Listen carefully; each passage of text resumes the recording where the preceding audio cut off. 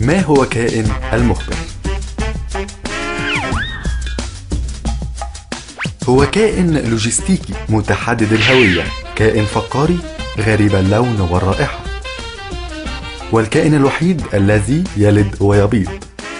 فهو يلد غالبا على الناس التقيلة، وعندما يبيض فهو يبيض على، أكيد انتوا عارفين على مين. من السهل العثور عليه داخل سيارة ميتسوبيشي بها صندوق أزرق وغالبا ما تسمى بالبوكس. ويتميز هذا الكائن بعدة ميزات: إنه ليس لديه جوانح إذ يتحرك بشكل قفزات بفضل زوجين من الأرجل القصيرة، ويملك أيضا عصا خرطومية غليظة يصل طولها إلى نص متر، ويملك أيضا يد مغطى بشعر هلبي حاد يساعده على التشبث على جسم المعيل.